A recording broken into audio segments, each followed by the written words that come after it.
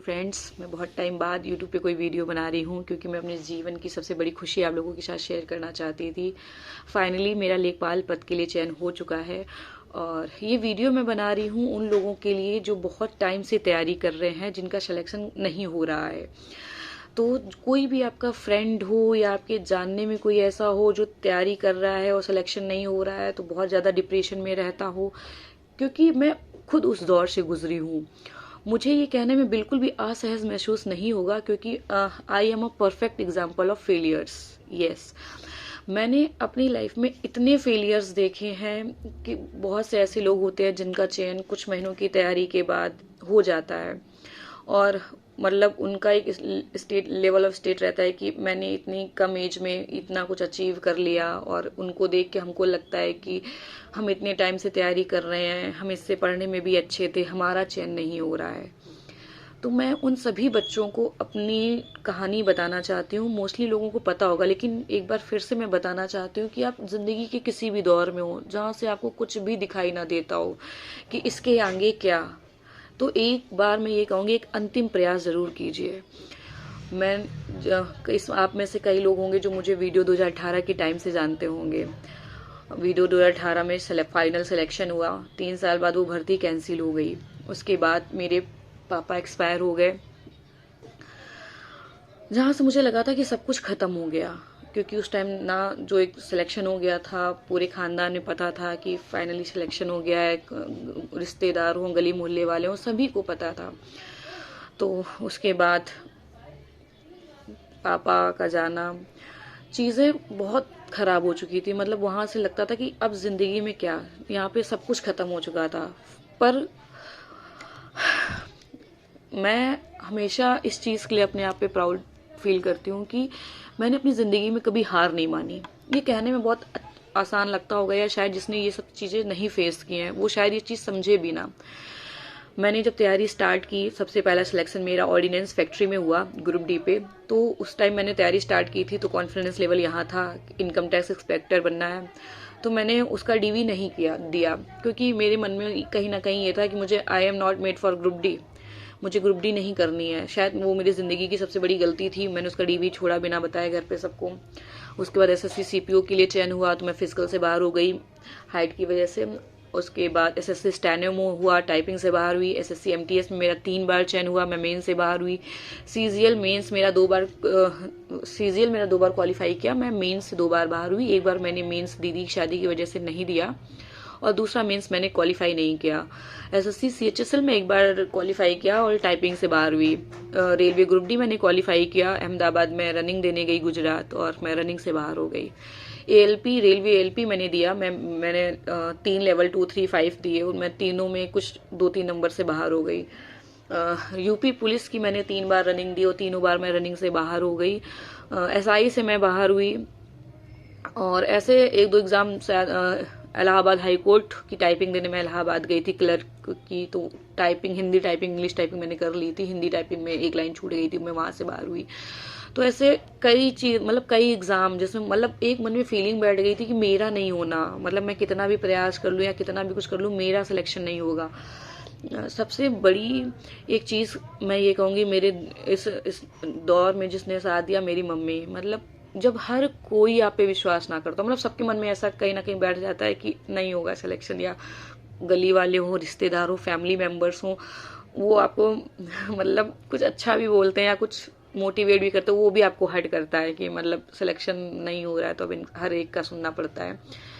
मेरी मम्मी जो है, उन्होंने मेरा बहुत बहुत बहुत साथ दिया है। मतलब उस दौर पे जहाँ लगता था कुछ नहीं कर पाएंगे, मम्मी नहीं, तुम्हें जरूर मिलेगी एक दिन जॉब तुम्हें, मतलब हर एक चीज पे उन्होंने मुझे इतना ज्यादा मोटिवेट किया, सिर्फ और सिर्फ मेरी माँ। क्योंकि चाहे फ्रेंड्स हों, चाहे फैमिली मेंबर्स हों, चाहे गली मोहल्ले वाले हों, जितने भी लोग जो मुझे जानते हैं, या ऐसे बहुत से लोग के साथ होता होगा कि कहीं ना कहीं बातों में, इनडायरेक्टली वे में, कहीं ना कहीं, या वो कुछ मतलब जानबूझ के नहीं भी बोलते हो, फिर भी वो 1-2 लाइन ऐसी बोल जाते हैं जो इतना ज्यादा हर्ट कर जाती है, शायद आप उसको भुला नहीं पाते। और जरूरी भी है, अगर वो लोग नहीं बोलेंगे तो मतलब हम लोग को कैसे कहते हैं ना, मोटिवेशन कैसे मिलता है, तो उन्हीं लोग की बातों से मिलता है। तो मेरी लाइफ में सिर्फ और सिर्फ, मैं आज भी कहती हूँ, कोई मेरा कितना भी सगा बेस्ट फ्रेंड हो, कोई भी हो XYZ, मेरी माँ के अलावा ऐसा कोई भी इंसान नहीं था जिसने मुझे इनडायरेक्टली वे में, अच्छे वे में, बुरे वे में कुछ बोला ना हो, कोई भी हो। एक मेरी माँ ऐसी थी जिन्होंने कभी मुझे मतलब जब कहीं नहीं भी होता था, जब मैं रोती थी तो मेरे साथ मेरी मम्मी भी मेरी उतना ही रोती थी, और हर बार वो कहती थी नहीं होगा बेटी, एक ना एक दिन होगा होगा, ऐसा नहीं है कि मेहनत करने वालों की कभी हार हो जाए, होगा। मतलब जब मैंने लेखपाल पेपर दिया, मुझे खुद भी इतना ज़्यादा विश्वास नहीं था कि मेरा लेखपाल पद के लिए चयन हो जाएगा।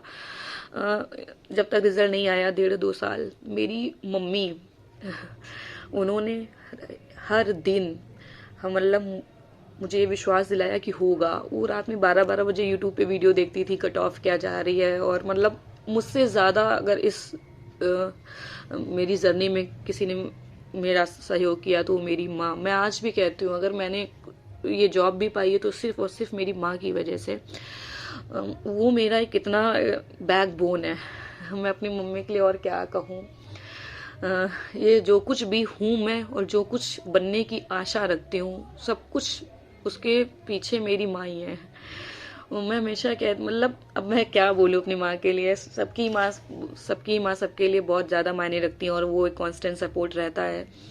तो कोई भी आप पे विश्वास करे या ना करे, अगर एक जो आपकी माँ है ना, वो आप पे विश्वास करती है, उनकी दुआएं साथ हैं, उनका आशीर्वाद साथ है, तो आप जीत जाएंगे। आप अपनी मेहनत पे भरोसा रखिए और अपने माँ बाप पर। पूरी दुनिया खिलाफ हो, फर्क नहीं पड़ता अगर माँ बाप साथ हैं। तो वही मेरे साथ था। सबकी बातें, सबके टोन्स, मतलब कुछ हर कोई बोल के चला जाता था, और बहुत भले ही सामने हंस रहे हो, क्या कर रहे हो, मतलब वो टाइम आ गया था जब कोई पूछता था कि अब क्या कर रही हो, तो मुझे ये कहने में भी शर्म आती थी कि मैं पढ़ाई कर रही हूँ या तैयारी कर रही हूँ। मैंने एक लाइन सीख, मतलब मैं लाइन सबसे, जो कोई मुझसे पूछता था बहुत टाइम बाद, कोई फ्रेंड मिले या कुछ भी, व्हाट्सएप पे कभी किसी से बात हो रही, कोई भी पूछ रहा है कि क्या कर रही हो, तो मेरा एक रिप्लाई आता था, कुछ नहीं, बस जस्ट घर पे हूँ और कुछ नहीं करती हूँ ये वो। मतलब मुझे खुद में इतनी शर्मिंदगी फील होती थी कि मैं क्या बताऊँ कि मैं तैयारी कर रही हूँ। तो कितने फिर जब मेरे पापा एक्सपायर हुए 2021, उसी के बाद लेखपाल का फॉर्म आया था, और बहुत घर की सिचुएशन बहुत खराब हो गई थी। मतलब एक फिर भी लगा करना है, पापा का सपना था, करना है, मम्मी के लिए करना है। स्टार्ट किया पढ़ाई, फिर से स्टार्ट की, और 6 मंथ मैंने कुछ नहीं पढ़ा था। और उसी के बीच NTPC का पेपर जून में लगा हुआ था, और शायद NTPC पे मैं उतना फोकस नहीं कर पाई। मेंस में मैं 2-3 नंबर से हर स्टेज पे डिस्क्वालीफाइड हुई। लेखपाल दिया। लेखपाल के 2023 अप्रैल में मेरा वनदरोगा का एग्ज़ाम था, और वनदरोगा भी मैंने उतनी शिद्दत से दिया कि नहीं, मुझे सिलेक्शन लेना है, किसी भी हाल में लेना है। मैंने बहुत मेहनत की, फाइनली उसमें भी मेरे इतने मार्क्स आए कि मेरा आराम से सिलेक्शन हो जाएगा। तो मैं आप सबको ये सारी चीज़ें इसलिए बता रही हूँ, जिनका सिलेक्शन हो चुका है या बहुत कुछ टाइम की तैयारी के बाद हो गया, 6 मंथ की तैयारी के बाद हो गया, तो शायद उनको ये चीज़ें ना समझ में आए।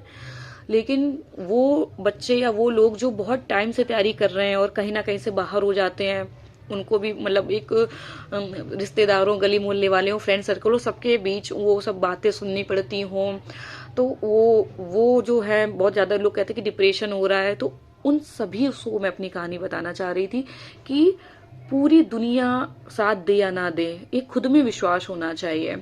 मुझे याद है अभी जब मेरा अभी 2023 अगस्त सितंबर की बात है, एक किसी फ्रेंड ने मुझसे एक लाइन कही थी जो मुझे बहुत हर्ट हुई थी, कि तुमने तो पूरी अपनी जवानी निकाल दी पढ़ाई में, बुढ़ापा आ गया तो कब तक तैयारी करोगी, छोड़ दो, कुछ और देख लो। इतना पढ़ने में अच्छी थी तब भी सिलेक्शन नहीं हुआ, हो सकता है कि तुम गवर्नमेंट जॉब के लिए ना बनी हो। मुझे बहुत बुरा लगा कि मतलब मैं, आंखों में आंसू भी आ गए कि ऐसी लाइनें मतलब लोग बोलने लगे हैं, कुछ और देख लो, तुम मतलब जिद करके रह गई हो। मैं हमेशा अंत में कह देती थी मैं तब तक हार नहीं मान सकती जब तक गवर्नमेंट मुझे खुद बाहर ना करे। तो एक विश्वास था, मैं आज भी कहती हूँ अगर मेरा लेखपाल पद पर चयन नहीं भी होता तो भी मैं बिना जॉब के लिए हार नहीं मानती, मतलब मेरे मन में था कि नेवर क्विट। वो आज भी मेरे ये है कि आप किसी भी क्षेत्र में हो। कुछ लोग कहते हैं तैयारी की, सिलेक्शन नहीं हुआ, छोड़ के कुछ और कर लिया। किसी भी क्षेत्र में, ये नहीं कह रही सी अगर आप तैयारी कर रहे हैं तो ही ये लागू होता है, किसी भी क्षेत्र में हो। अगर हम इस क्षेत्र में हार मान गए तो हम कुछ भी करने जाएंगे, जीवन के किसी भी क्षेत्र में होंगे, वहां भी ये मानसिकता मेरे अंदर बैठ चुकी होगी कि नहीं हो रहा है तो क्विट कर दो। तो ये तो एकदम श्योर था कि मैं क्विट नहीं करूंगी। और 30 दिसंबर 2023 रिजल्ट वाला दिन, जिस दिन रिजल्ट आया, पर एक तो टेलीग्राम के खबरी पहले ही बता देते हैं। 29 दिसंबर को रात में खबर आ गई थी कि रिजल्ट आ रहा है। 30 दिसंबर इंतजार क्या होता है उस दिन पता चला। सुबह से लेकर शाम तक एक एक पल नहीं कट रहा था, क्योंकि ये लग रहा था कि यहाँ से सिलेक्शन हुआ, डीवी हो चुका था तो फाइनली ज्वाइनिंग होगी, और नहीं सिलेक्शन हुआ तो फिर से मैं 2-3 साल पीछे आ जाऊंगी कि पेट की तैयारी करो, मेंस दो, फिर कोई एग्जाम आएगा क्वालिफाई करो, फिर ये यूपी SSC है, 3-3 साल में कोई भर्ती क्लियर नहीं करता। तो मन में थोड़े से द्वंद थे जो चल रहे थे, बहुत ज्यादा एकदम शिविर, हाथ पैर एकदम शिविर हो रहे थे। वो मोमेंट 8:29 जब मैंने अपना रिजल्ट देखा, एकदम में हाथ पैर कांप रहे थे। और जब मैंने अपना रोल नंबर सर्च किया तो नॉट फाउंड आता है, आंखों से आंसू बह रहे होते हैं। मम्मी सामने बैठी होती हैं, वो भी एकदम लाल चेहरा, वो मेरे आंसू देख के वो भी रोने लगती हैं। क्या हुआ? मैंने कहा नहीं हुआ सिलेक्शन, मेरा कहीं नहीं होगा, और बैठ के एकदम तेज तेज में रोने लगती हूँ। मेरी बेस्ट फ्रेंड का फोन आता है, प्रिया का, तो वो भी लेखपाल में सिलेक्ट हुई है। तो वो कहती मेरा सिलेक्शन हो गया। तो मैंने कहा तुम्हारा तो हो जाना था और मेरा नहीं हुआ। तो उसने कहा कैसे नहीं हुआ, कट ऑफ तो इतनी गई है। रोल नंबर मेरा लिया, मैंने उसको रोल नंबर व्हाट्सएप किया, उसके बाद रो रही हूँ।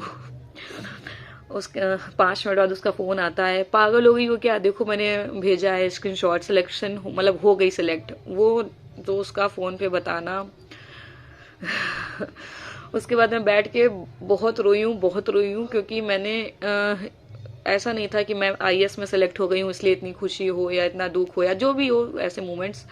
मुझे इस चीज की सबसे बड़ी खुशी थी, क्योंकि जो चीज आप इतने संघर्ष के बाद पाते हो, मेरे लिए वही था कि ये मेरे लिए किसी IAS बनने से कम नहीं था। और मैं सिलेक्शन जब पता चल गया सिलेक्शन हो चुका है, उसके बाद भी आधा घंटा बैठ के रो रही हूँ। मेरी वन दरोगा वाली फ्रेंड का फोन आया, तो कह रही हूँ, मैं रो इतना रही थी, मैं बात नहीं कर पा रही हूँ। वो कह रही है अरे कोई बात नहीं, तुम किसी अच्छी चीज के लिए बनी हो, तुम वन दरोगा ज्वाइन करना, फलाना ढिमाका। मैं उसे बोल ही नहीं पा रही हूँ, मैं इतना रो रही हूँ कि फाइनली हो चुका है। फिर मैंने शांत होकर उसको बताया कि फाइनली हो गया है। तो वो गुस्सा करने लगी, सिलेक्शन हो गया, आप क्यों रो रही हो, ये वो। तो ये सब थी मेरी कहानी स्ट्रगल से लेके सिलेक्शन तक। और अभी भी आगे जंग जारी है, क्योंकि कुछ ना कुछ तो करना है, इससे आगे भी लाइफ में जाना है। तो सभी लोग, वो सभी बच्चे जो बहुत टाइम से तैयारी कर रहे हैं, किसी की बात पे ध्यान मत दीजिए। सिर्फ और सिर्फ मैं अपने माँ बाप की ब्लेसिंग्स लीजिए और अब मेहनत कीजिए, आप जरूर सेलेक्ट होंगे। क्योंकि मैं भी उस दौर में आ गई थी, बिल्कुल विश्वास हो गया था कि नहीं होगा, या मतलब बहुत ज्यादा डिप्रेशन, नहीं मतलब एक हद, एक कहता है ना कि किसी चीज का एकदम हद पार हो जाना, वो सीन मेरे साथ हो गया था। तो जब मैं सिलेक्ट हो सकती हूँ तो हर कोई सिलेक्ट हो सकता है। तो हार मत मानिए, ये ना जब आपका सिलेक्शन होगा ना तो कोई आपसे नहीं पूछेगा कि आपने कितने साल तैयारी की थी और क्या किया था क्या नहीं किया था। हर कोई जो भी लोग मुझे मतलब गली मोहल्ले वाले जो पूछते थे, बिटिया मतलब नहीं क्या कर रही हो, या वीडियो की भर्ती रद्द हो गई थी तो मेरे रिश्तेदार फोन कर करके तुम्हारी तो भर्ती रद्द हो गई, वो जो लोग कहते थे ना, वही लोग फोन करके कहेंगे कि मुझे पता था कि तुम एक दिन सेलेक्ट होगी। तो विश्वास रखिए, चीजें मतलब जो आप सोच रहे हो उससे बिल्कुल अलग हो जाती हैं। एक सिलेक्शन आपकी पूरी जिंदगी बदल देता है। अगर आप यहाँ तक आए हो तो बहुत थोड़ा बाकी है, पीछे मुड़ के मत देखिए, बिना सिलेक्शन रुके लिए मत रुकिएगा। मैं आप सभी से कहना चाहूंगी, जो भी तैयारी कर रहे हो अंतिम बार प्रयास जरूर कीजिए, पूरी शिद्दत से प्रयास कीजिए, आप जरूर सेलेक्ट होंगे। Thank you.